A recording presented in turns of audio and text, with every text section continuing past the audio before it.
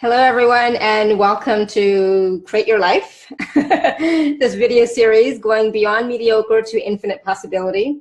And today I'm so excited that we have Mira with us, who's going to share with us her favorite tools and tips and processes that she uses from Access Consciousness, because I wanted to create a series specifically for that. I mean, I already have another series where we talk about all sorts of other stuff. So this one I wanted to be just Access Consciousness and some of the basic or simple or easy tools that all of us can use to start creating our lives, to go beyond mediocre to infinite possibility. So I'm Alara Canfield. I'm the host. I'm a speaker, author, coach, telesummit host of Awaken to Happiness Now, and so much more. So, you know, when I try and talk about what I am and what I do, it's like, oh, it keeps changing and keeps growing. It's so much fun. So which is exciting, and that's part of creating your life, right? And so today we have, as I said, Mira with us as our guest speaker, guest host. And Mira is an artist, an author, and happiness enthusiast. And she has been helping people to live inspired, alive inside lives for 15 years now. And she has recently written and published Have You Ever?, her first children's book. And Mira believes in the power of living on the creative edge and believes that art should be a part of everyone's lives. So we're going to talk about that and a lot more. So, you know, as I always say on my shows, please open up your hearts and welcome Mira to the show. So I'm just going to say, I'm going to invite all of you to open up your hearts and welcome Mira to the show. So Mira, welcome. Awesome. Thank you so much. So happy to be here. I'm so glad because I get to talk to so many wonderful people, such potent creators who are doing magnificent things in their lives. And I just get to be me and ask simple and sometimes silly questions about what it takes to create your life. So Mira, because this is the first time you're on the show and this is the first series of this show, can you tell us a little bit about yourself and what some of your favorite tools are that you use on a daily basis? A daily, oh my gosh, there's like so many. I was thinking about this earlier about like what are my favorite tools and they're probably everybody else's favorite tools. So how can I be different? Just be so you. Yeah, exactly. Like you said, I'm an artist. I run a business in Colorado in the US. And I do Access, and before that I did a lot of stuff with bodies. I got into looking at bodies through Pilates and energy medicine, and then the Access tools, and probably studied like so many different Access consciousness, not Access consciousness, other energy medicine modalities in addition to Access. And when I found Access, I was like, oh wait, I don't think I need anything else. This is like everything. And with Access, they invite you to be who you are rather than doing something that somebody else does. And that was the most profound. So since then I've been using the tools. Well, definitely creating a life that is not mediocre. So what does that mean to you? Yeah, what does that mean to you to go beyond mediocre?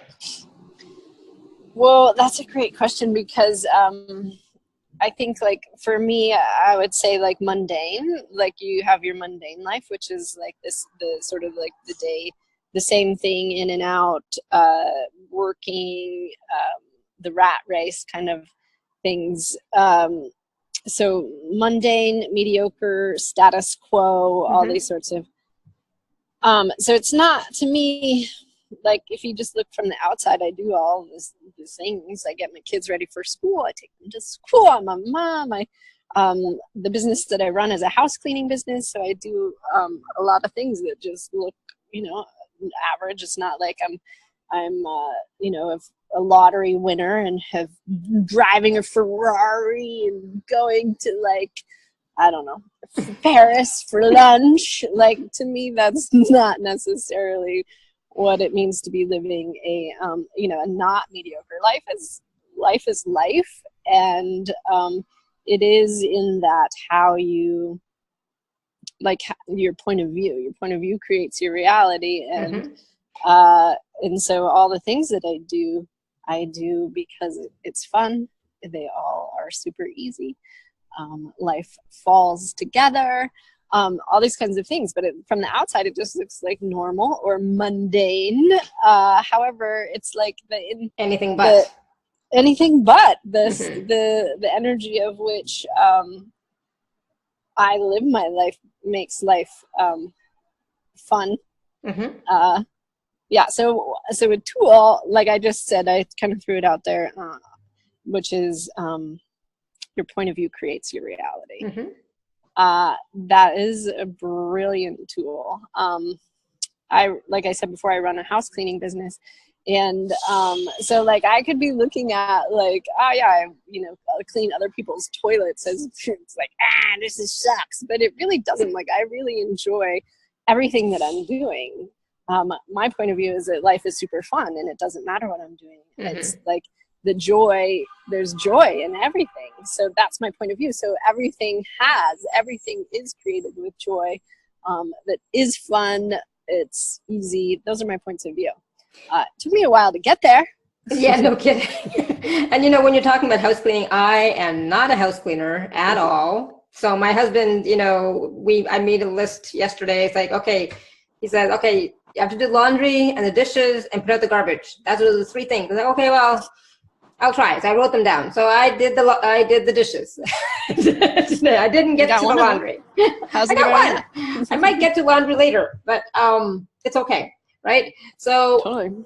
But for some of us, house cleaning or cleaning a house or doing housework is not fun, right? So for me, it's not fun. So I would rather hire someone to come in and clean my house. And when I mentioned that to my mom, and she likes to clean, like she's, the opposite of me. She cleans and she cooks and she loves it. I don't know if she loves it, but she does it. And so when I told her, I said, oh, I'm going to get a lady to come in to clean my house. And she goes, you only have a 1-bedroom apartment. She said, yeah, but still it has to be cleaned and I don't want to do it. So it's okay. Right. So that in and of itself is another really great tool. You do what works for you. If cleaning your house doesn't work, you find somebody else to do it. And that actually is because like when you're doing things that you don't want to do, like how long does it take you to do something you don't want to do? Like forever and ever, because you procrastinate and you put it off, and then you probably do a really crappy job of it.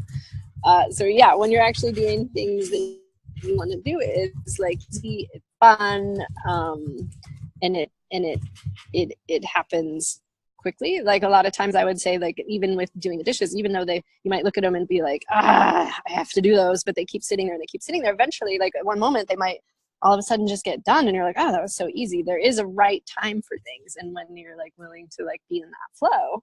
Yes, absolutely. I totally agree. Yes, exactly. And that's why, it was, even though I had written it down on my list, it's like, okay, I was doing other stuff and, it's like, all right, so, maybe I'll do the dishes now. Meaning put them in the dishwasher. Maybe I'll do the dishes now. I was like, okay, that's a good time. Exactly. It's like, oh yeah, now's a good time to do that. All right.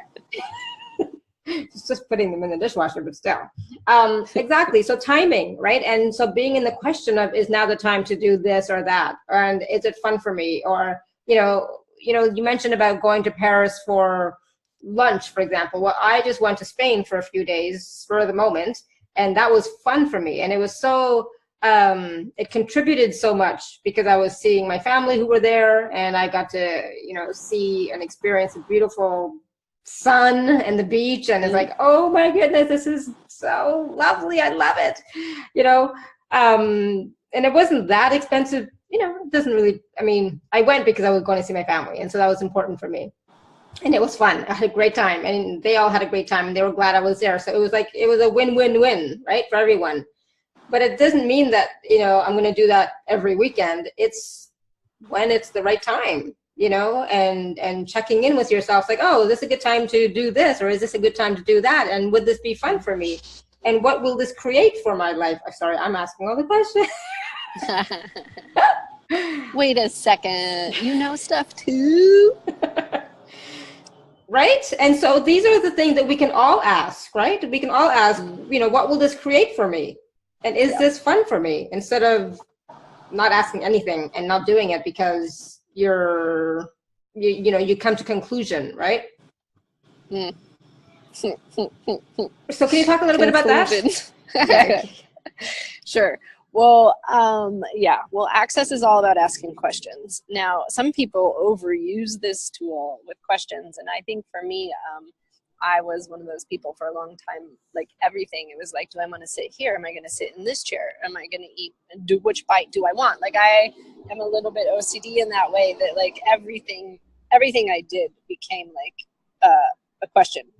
And I think sometimes people can overthink things, like overuse tools. Like really, Gary says the tools are really for when you're stuck, like for when you come to a crossroads and you don't know what to do. That's when you pull out your questions, because ultimately access is about like you just being you.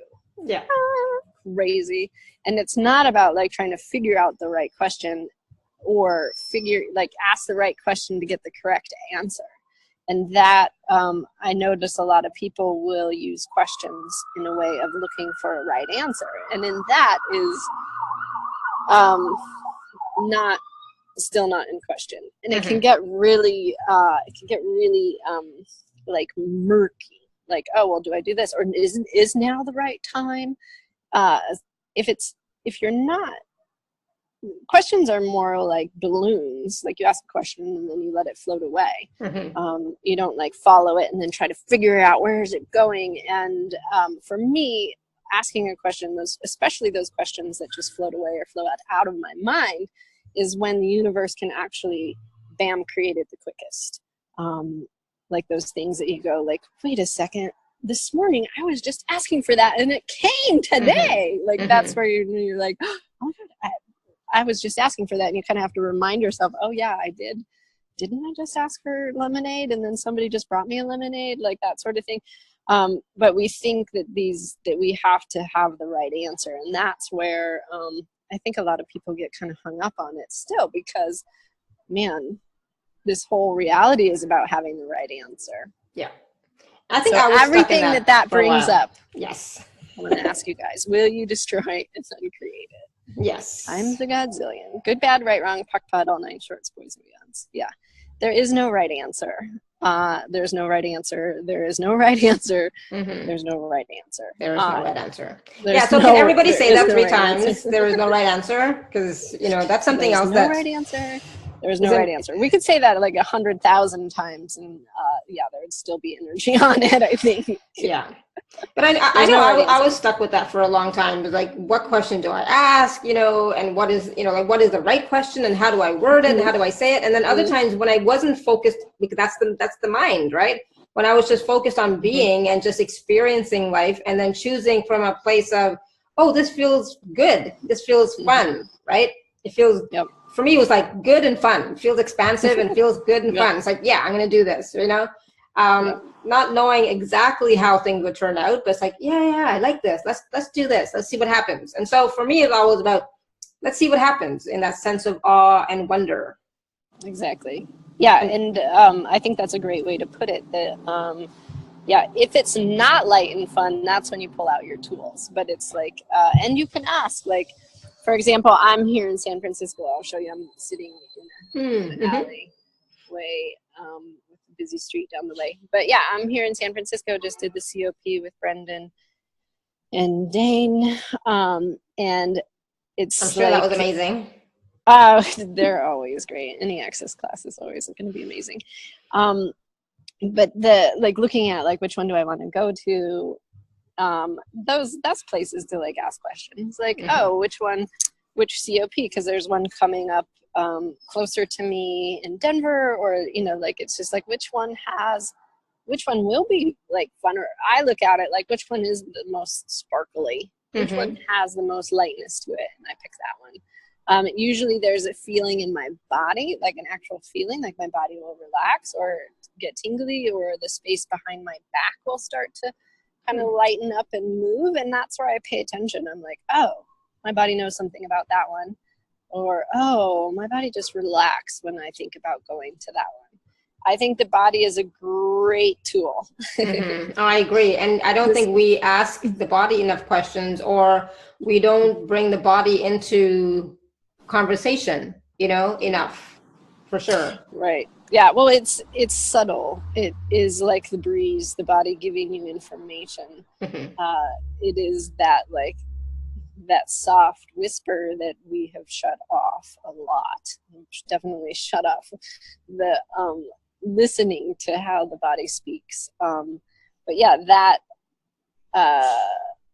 for me, like right now, would all of you be willing just to lower your barriers? And then lower your barriers to your body. And anything that doesn't allow that, let's destroy and uncreate all that. Yes. Good, bad, right, wrong, POC, POD, all 9 shorts, boys, and beyonds. Yeah, we're trained to like shut off our body. And what does our body know? Like this whole reality is not necessarily about listening to the body or valuing the body. I mean, the things that we do here is all about judgment of our bodies. But what if you didn't have to do that? What if there was another choice available? So yeah, just lower your barriers again. Just notice, oh, I have a body. It's pretty cool. And would you allow yourself to start a conversation with it? Hey, body, what would you like to eat today? Will you show me? I'm really stupid. I have a lot of points of view about what I think you should eat and not eat. But would you start showing me what would be fun for you, or what would be delightful for you? And anything that doesn't allow you to start having that kind of conversation, we destroy it. Yes. Cool. Holy shit. Yes. Good, bad, right, wrong, POC, POD, all 9 shorts, boys, beyonds. That's a lot of energy on that, guys. Yeah, we have these sweet, sweet bodies. Sweet bodies. They're like, oh, bodies. Bodies. They're so kind and willing to do like anything for you, everything for you. Everything you're asking your body to do, it is happy to do it, even if it means killing itself. Oh, and everything that brings up, we destroy and then create it. Yes. Good, bad, right, wrong, POC, POD, all 9 shorts, boys, beyonds. Yeah, bodies don't have very many points of view about anything. Like, yeah, there's certain, like, even like pain. I mean, like, I have done things where for example, I had here in the US, you turn 40 and you should get a mammogram. So I was like, oh, okay, I'll get a mammogram. They're like, oh, there's something in there. We want to get a closer look. We would really like to do a biopsy. My point of view, I've never had a biopsy. That sounds interesting. That kind of sounds fun. I've never done that before, right? I'm curious. I get in to do the biopsy, like in their procedure, they're like poking around, bodies being cut up. I'm like, I don't like this. I don't like this. I don't want to do.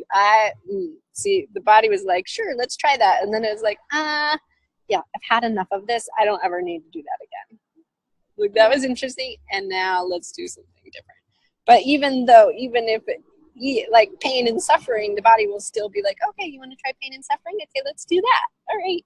That's what you want. So, that's interesting because, my mother had cancer, a while ago. She's in remission now. And so after she had the cancer, my sisters and I were told, oh, you guys should, get a mammogram every year, plus do this other special test to see if you carry the gene, blah, blah, blah.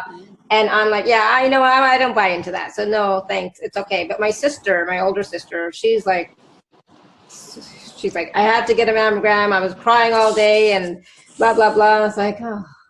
But for me, it's like, it's not a choice. It's not a possibility even, just because my mother had something does not mean that I'm going to have it too. So I'm not even going to wait a second. Wait. What? Wait, you don't have to be your mother? I don't have to be, and I don't have to choose that for myself, right?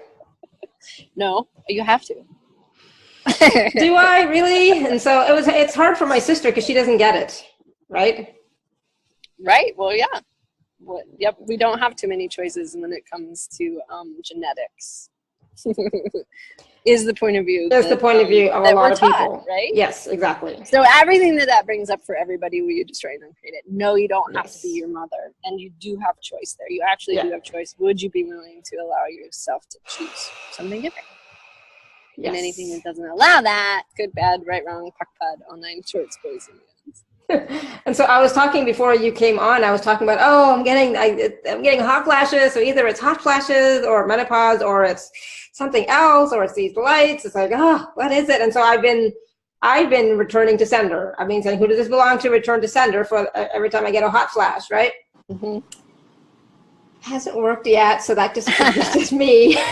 Wait, didn't Caroline just say that about menopause? I saw it in the chat, but I didn't really see it. Yeah, so it was not a possibility for her, but she still got it. It's like, So who does that belong to, Caroline? Right. There is this thing called allowance. When we have a point of view of the being, and we're like, no, that doesn't work for me. But in actuality, that is actually what's happening for the body. How much allowance are you having for, what the body actually is requiring? Mm-hmm. So like a lot of times, my body does get sick. There's days that I just have to lay down, and that's an honoring of my body. So, so you get menopause, but how does it get better than that? You do have a body, and the body does require things. And if you didn't have a point of view about those things, like that menopause is bad or hot flashes are awful, or, if you could actually look at your point of view about those things, would you have more ease with it? Yes. And actually, it hasn't been that bad. It's been actually pretty good, because that means I'm never cold. Right? Normally I'm cold. So I was like, I'm never cold now. It's kind of good. But you're right. It's my point of view that I'm saying it's like there's something wrong with it. There's a reason why exactly. And it's like, no, it's just a way of the body functioning, not necessarily aging, but it's a biological function of the body, right? So maybe just allow it to be, and it'll just regulate itself. I think that's what I wanted to do, just regulate itself. So when I'm cold, sure, bring on the hot flash. When I'm hot, don't bring it on. Let's vortex. Yes, exactly. So Caroline says we do not create a reality. Well, yeah.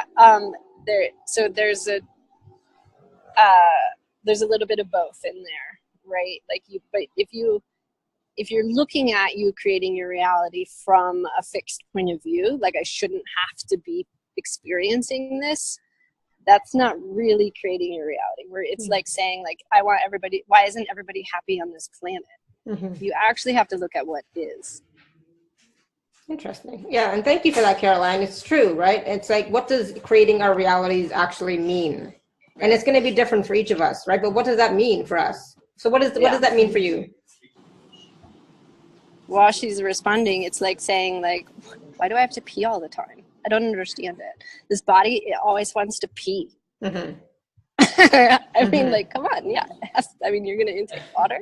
It's going to need to pee. Mm-hmm. Right. Yeah, no, that's true. It's your experience of what's going on. It's your point of view that is creating your reality.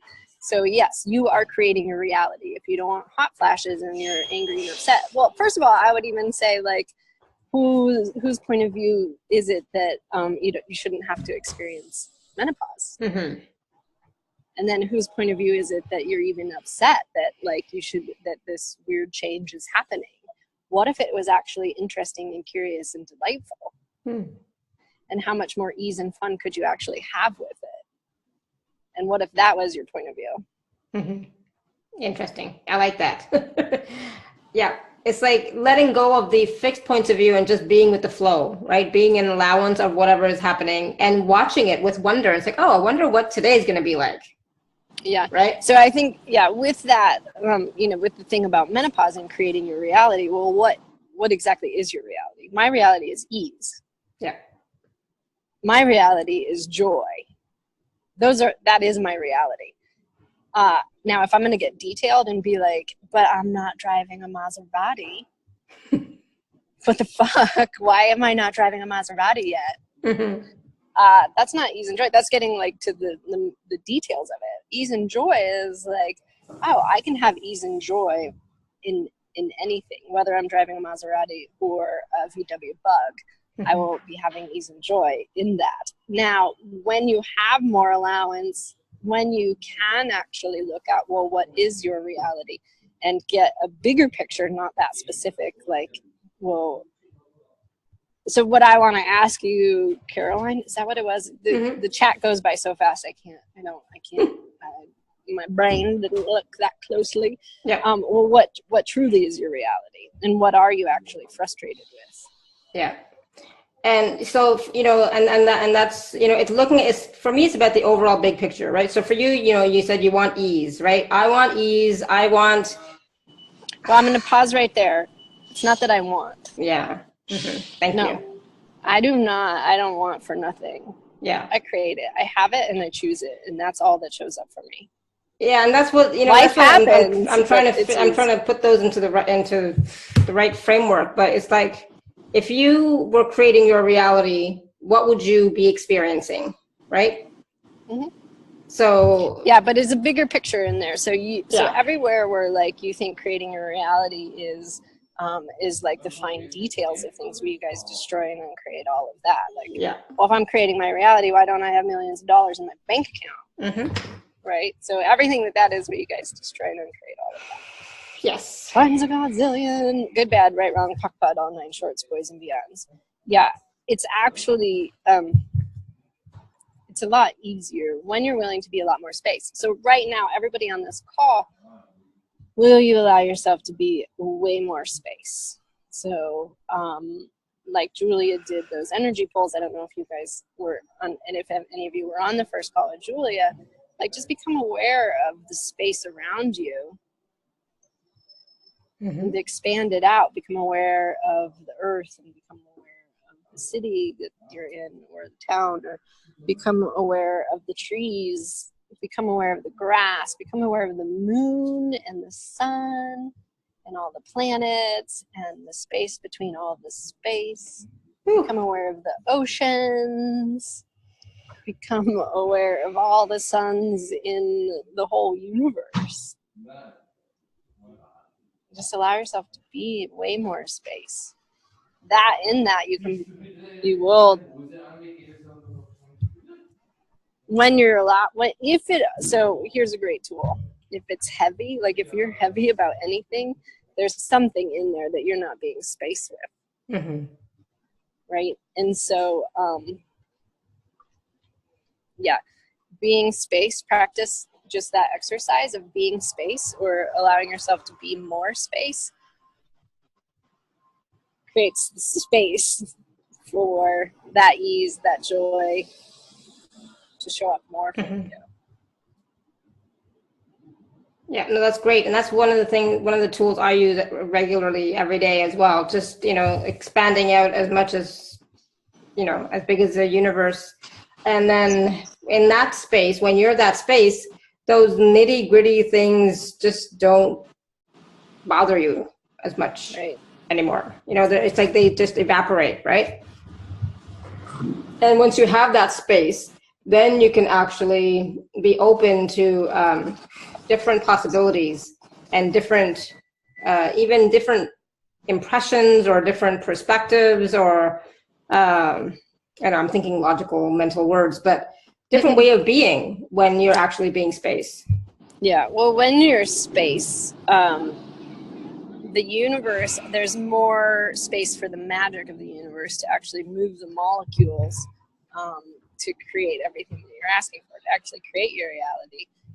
When you're being those fixed points of view, it's like that rock in your shoe, it starts to rub and get stuck and start to hurt, like those sorts of things when you have those fixed points of view. That space, just that exercise, you said you do it daily, like I do it all the time. Like being space is a constant exercise, especially when interacting with other people. because the contraction, the mind, like there's so many energies out there that are that heavy, the contraction, the small, the like the linearity of things, and that practice of being space is not only daily, it's like constantly. Constantly. It's like every second I'm aware of my space, and I'm aware of other people's space, and that who does it belong to tool, has anybody talked about that yet? I haven't been. We didn't talk about it today. I just asked once. I just said it once. Just once. This who does it belong to is probably the tool that has probably saved my life multiple times. This especially because before I had access, I would say I suffered from depression, which I would just say is because of being so aware. I mean, so many people on this call right now, you guys, if you're on this call, it's because you're aware of things. That awareness, if you think it's all yours, that's a heavy weight to be carrying around, like that weight, pain, suffering, depression, like all that stuff. Anxiety even, and anxiety, fear, worry, rage, all that stuff. So everything that brings up, you guys destroy and uncreate it. Yes. Good, bad, right, wrong, cockpit, all nine shorts, boys and beyonds. And I just want to say really quickly before you go on, for those of you who may be new to access stuff, because there are new people. You can go to theclearingstatement.com to get more information about that. Okay. About the part of will you destroy and uncreate it? Good, just the clearing statement part. Yeah, and you can go to accessconsciousness.com for other stuff, of course. And YouTube it. God, there's so many videos. And get on Dane's Tour of Consciousness. He gives out amazing tools also. There's so many great resources that are out there and free if you want more information. But yeah, the who does it belong to tool is like my fave. Like I said, being aware, being a SpongeBob of everybody else's pain and suffering, and also like being an artist, like seeing the pain and suffering of this reality and wanting change or create something different for people. That was heavy on me. like I remember being a teenager and for the first time kind of like seeing the outside world and being like, why is there war? Why do people hate each other? Why is there all of this anger when we could just be happy? Why can't we all be friends? Like that's my point of view is, hi, I want to be a friend. I'm like a puppy dog. Let's be friends. Yeah, let's be friends and let's create. Let's have fun. But that really isn't that's not very many people's points of view. There is so much more about like creating walls, creating separation, things that are mine. People do actually like their pain. They do actually like their drama. They do actually like their suffering. But I was always like, let's do something different. Come, let's play. But yeah, that's not everybody's reality. That was a hard one for me to get over, of like, being an allowance of what other people are choosing. But that who does it belong to really allowed me to get clear about what I was being aware of and like what was actually true for me. Like I would notice I'd start getting upset about something, or I'd start worrying about money, my bank account. That was a really big one. When I first started doing Access, like I was making no money and I was in debt and I wasn't able to pay my mortgage, these sorts of things. So worrying about money was really, that was mine. That was mine. I knew it because look at my bank account. I need to worry about money. And then as I started to really notice it and be in more question after like months of doing who does it belong to? And not only did I do it for 3 days, which in Access, if you come to a foundation class, that's you, who does it belong to? You want to do it for at least 3 days, if you can remember. But I did it for months, like months, weeks. I was constantly, who does that belong to? Wait, who does that belong to? And at one point, the fine-tooth comb of things became like, oh, actually, wait a second. I would have that real familiar, this worry of money. Oh no, that's mine.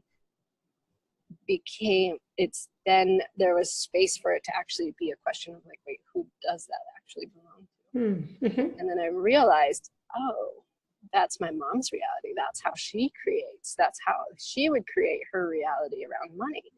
And I was like, wait a second, you don't actually have to worry about money?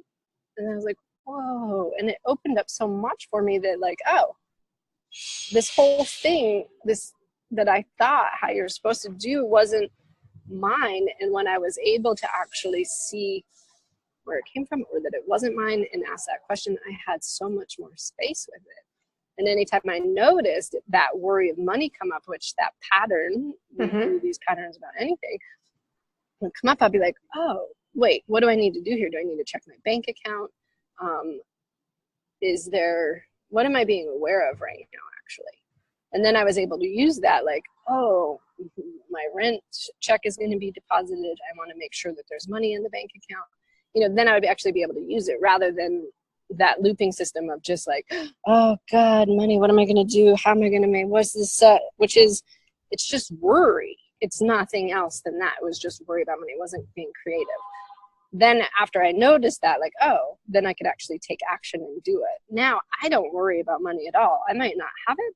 I might have a lot of it, but there's no worry in there. I actually know that money follows joy. Mm-hmm. And it's always there for you. That's really what they say. For you. That's not only what they say, it's actually true. It's actually true. And choose it. Money is a byproduct of your life and living. Yes.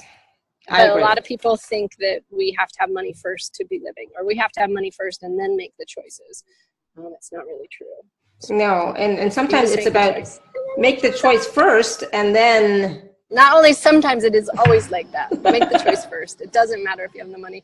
If you don't have it, you can always just say, well, what would it take? Well, what would it actually take?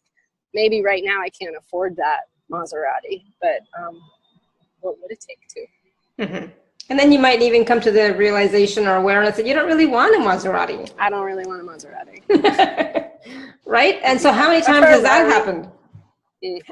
Like, how many times has that happened where you think you want something, and then you're stressed out about not having it, and then you realize, oh, I don't really want it anyways. And then suddenly there's this space, like, then who did that belong to, right? Yeah. It wasn't yours to begin with. It was somebody else's, but you bought it as yours because you thought that that's what you had to do, because that's what everybody else does. Mm-hmm. Yeah. What is actually true for you? And so that's important to note for everybody. What is actually true for you is going to be different. So what's true for you, is not going to be the same thing that's true for me. So follow your own knowing, follow your own, I was going to say intuitiveness and your hits, whatever is joyful for you. You follow that.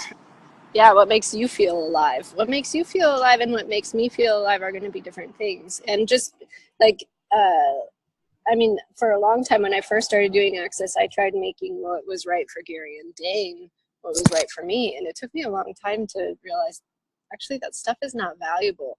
What's valuable to them is really not valuable to me. I, don't, like, Access would be the first place, I think, to actually say, like, don't make anybody greater than you. Yeah. Not Gary, not Dane. Well, they say that anyway. Any facilitator. They say it all the time. All the time. Yeah. All the time. Yeah. And I was just in the Being You class in Cologne. I did it online last second.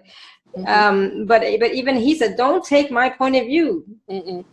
What do you know? Right? And follow that what do you know? Yeah. Well, right now, let's just do a real fun exercise. Okay. Everybody on the call or listening, whenever you are, close your eyes. Just become aware of your body. Hi, body. Is it sitting in a chair, laying on a bed, driving? go to that space that's inside of your heart. What is there? If you expanded that space that's inside your heart,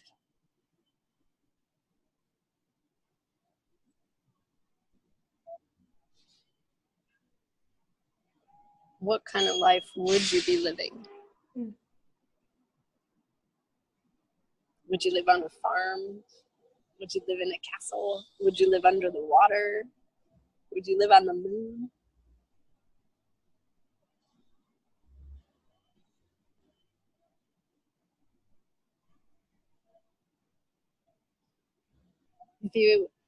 If that space inside of your heart, if you allowed that to tickle all the cells of your body, would you be able to judge your body?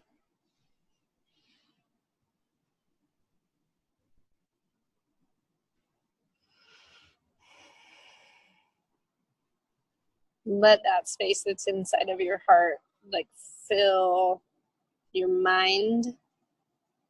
Let it go through all the pathways to all the have-tos and the shoulds that you've taken on from this reality, from your parents' reality, from your friends' reality, from Gary and Dane's reality, from anybody's reality that's not yours. Let that energy just melt it away. Let it liquefy everything that really is not true for you.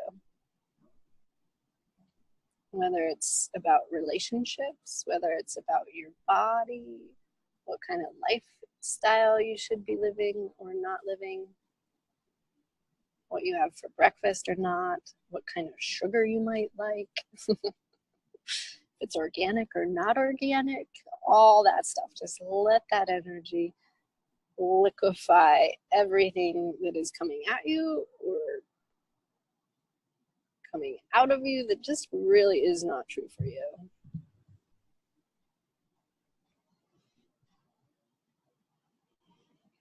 Let all those points of view about what's good or bad. Like here in California, there's fires happening, and a lot of people are really upset and traumatic about the fire. Fire is actually something that's really good for the earth, and a lot of times it really is needed. And yes, it's awful when people's stuff gets burned, but it's just stuff, you know, like it's terrible when people die and we miss them. And there's also something bigger there that, like, yeah, they're not really gone. It's just their bodies are gone. You know, like what is actually true for you? What do you actually know? Sometimes these disasters that are happening, whether they're in our lives or around us, what do we actually know about it? What is actually true for us? For you? What is true for you? And would you be willing to allow yourself to start having that reality? And anything that doesn't allow that, destroy and uncreate it. Good and bad, right and wrong, puck and putt, all night shorts, boys and beyonds. It's not, there's no answer in there. You might want to be like, you know, there might be you might get some awareness about things, but it is always a question because it's always changing. Right? Just because today I want to drink a Coke, tomorrow I may not want to drink a Coke. Or maybe tomorrow I think Coke is the most awful, terrible product ever and I never want to see it again. But then the next day, maybe I do actually want to have a Coke and it's not so bad.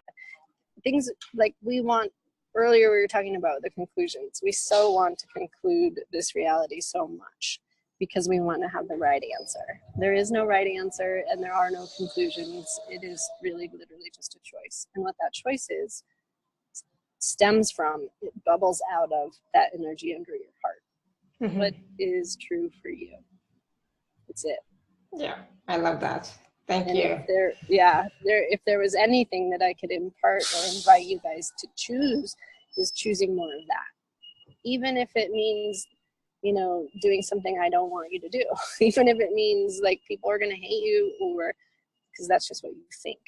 Even if you think people are going to hate you for making that choice or having it that way, do it.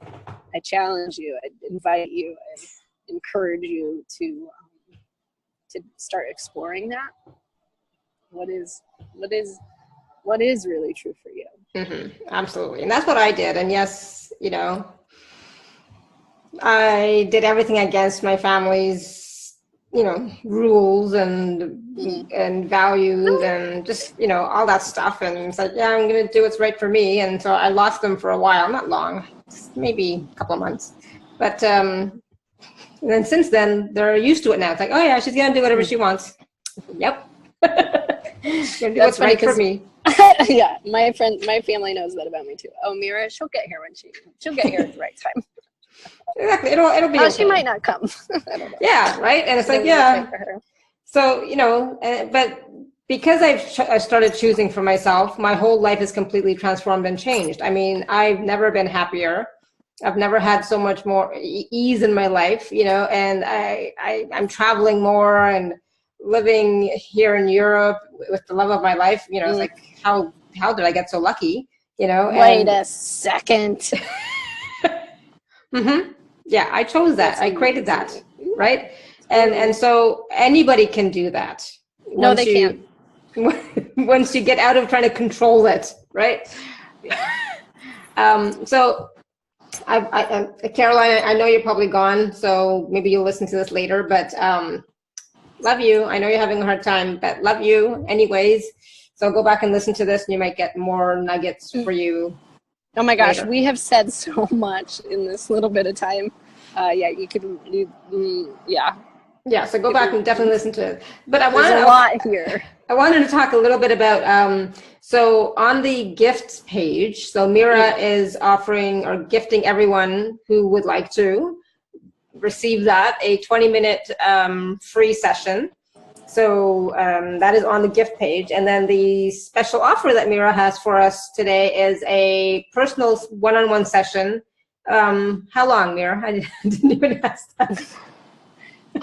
You know, they're usually 45 minutes to an hour. That's so much change that can happen in that time. Exactly. And so that is available for $97. So please do take a look at that. That is available. It's on the live page. You can just click on special offer. And if you're watching this later, it's at alara.at/CYL, create your life /Mira. But I always put a button or a link so you can find it easily. And take advantage of that. See what you can change in 45 minutes to an hour. Not what you can change, but so much is possible to change when you are being facilitated by a person who has no point of view, who has no judgments, who's just there, you know. How does that work, Mira? Let's talk about that for a quick moment. How does that work, the one-on-one session? Well, yeah.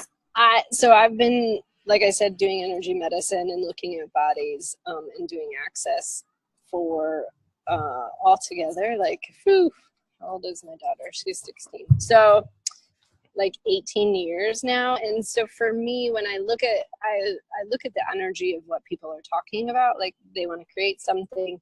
And if there are places where we're speaking and what we're saying is not incongruent, is not congruent with what we're asking for, the energy is different. And so so when people are talking to me about like, oh, I want this or I want that, or I want to change this, but it doesn't have the energy of change, I stop them and we talk about that and we podpoc things, and maybe I share stories or my experience of things, and that space opens up for more choice. You know, a lot of times people have a fixed point of view about how they want their life to be, and life just really isn't like that. So sessions with me is about like really, like you get to look at what's happening. There probably isn't any wrongness in there. Probably not. probably not, and getting you to a place where you actually don't see the black and white of things, but looking at for the possibility of things. I've had people come and be like, you know, I want this. Like there was a woman who was saying that she just really wanted to have a better sex life, and she I think she just kept saying she just kept dating these guys that were like lame, and blah blah blah. And so I was like, great, well, let's change that. Like literally several hours later, she texted me saying like, oh my god, I just met this guy and it was amazing, and we had this great conversation and he was so into me and it was juicy. Like, wow.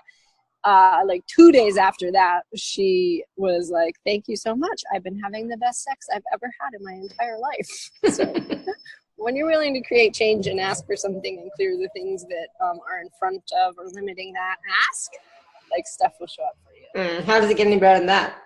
How does it? And that's amazing that, you know, sometimes it's just a little shift in perception in your point of view that suddenly opens up so much space so that more can come in, more of what you truly desire. And I think that's where sometimes we get stuck, is like we get stuck in that fixed point of view and we don't know how to get out of it, right? Yeah. We have, well, like it's when you're in the forest through the trees, like you can't see the forest through the trees, or you can't see the trees because you're in the forest, or whatever that saying is. Whatever like that phrase when you're is. in it, it is so real for you. Yeah. And when you have somebody that can be like, hey, look over here, there's a path out right here, and then you go, oh my god, I couldn't see that path, because when you're in it, it is so real. It's so real for you, and you don't know where your choice is, and you don't know how to make a choice, and you don't know what the choices are, and it is so heavy and blind. I keep doing this with my face because it's like that. You can't see. So when you have somebody to facilitate you, it's like this stuff comes off of your eyeballs, and then you're like, oh my god, there's a choice right there that I can make that I never knew I had. Because that's what we do. We block ourselves from seeing all those other possibilities. We only give ourselves like 2 choices mostly, when there's like a bazillion. That's true. There's always another choice. And that's something that a lot of us are not willing to look at, that there's another choice, because for whatever reason, we are comfortable in where we are, which is hard to say, you know. And I think really, like before I started doing Access, I really didn't know that there were other choices. I really didn't. It wasn't until Access and starting to like get out of that only 2 choice, like the menu of choice, like there's only 2 or maybe 3, rather than an infinite possibilities. And so, you know, going beyond mediocre to infinite possibility means being willing to change your point of views, be willing to have no point of view, no fixed point of view about something, and being willing to do whatever it takes to shift your reality, to shift the reality that you're in currently, so that you can start to create your desired reality, right? Yep. Well, and then everything that you think about what it takes. Yeah. A lot of people have points of view about like, well, I'm not really willing to do whatever it takes, but really that's the same thing. It's the destroying of everything that you think it would actually take, because it's far easier. It's so easy. We make everything so hard. So wow, absolutely. And sometimes we make it more difficult than it needs to be, and we get in our heads, you know, and we get stuck there, and then we can't get out, you know. So I love that expanding into space. That's what I'm going to call it. Expanding into space exercise that you shared with us today was beautiful. But and also coming from your heart space, going out. That's, I mean, for me, that's where I live, is in the heart. And so, you know, expanding out and, you know, really experiencing that space in all that I do, and wherever I can feel that. Yeah, that's for me joy and peace, and, you know, all the stuff that I really enjoy having in my life and experiencing. So I'm so glad you mentioned that, because so many people are still stuck in their head. So, you know, going back to your heart space, connecting to your body, that is so important. I hate to make it significant, but it really is important. Right? And so, try and, starting to have that conversation with your body, what do you feel like eating today? And just going to the fridge and asking your body, what do you feel like eating today? And see what pops, right? See what shows up and pops and like just lights up for you in some way. Or body, what do you feel like wearing today, right? And just, yeah. Well, yeah, it's like when you can start practicing, like getting, like you said, that heart space, that the essence of you resides, in there. And when you can start making choices from that, and easy choices, like what do you want to wear, or what do you want to eat, or which road do you want to walk down, or like when you start playing within the insignificant choices, right. Then you can start to play with it with the more significant choices. And then when you're not choosing from that space, it becomes very evident, like, oh wow, it just got super heavy when I said yes to that person. And I know what a lightness feels like, like when you start to play that game of coming from your heart space, what would bring me more joy, what would be fun, then you can start to have it in the other places where you think, like where you're not used to making the choice from there. Exactly. Good point. Because you don't want to start off with a big significant choice, and fall flat on your face kind of thing, so it starts... Well, that's the fear. I mean, you can just jump into the deep end and start swimming, because you will learn to swim. Absolutely. But that's what I do. But for you guys, I would suggest, baby steps. If you want to take baby steps, start with the insignificant. Start with something insignificant and then move up from there, and do the who does this belong to? We talked about that a little bit. Who does this belong to? Do it for 3 days, do it for 3 months, whatever works for you, right? Just do it and see what shows up. See how where you really are, right? And what is yours and what's not yours. And then, once you realize it's not yours, you start having more space, and you start to be aware of what is yours. And then you can really change more when you know what is yours and what isn't. That's funny. Right? One thing about that, who does it belong to?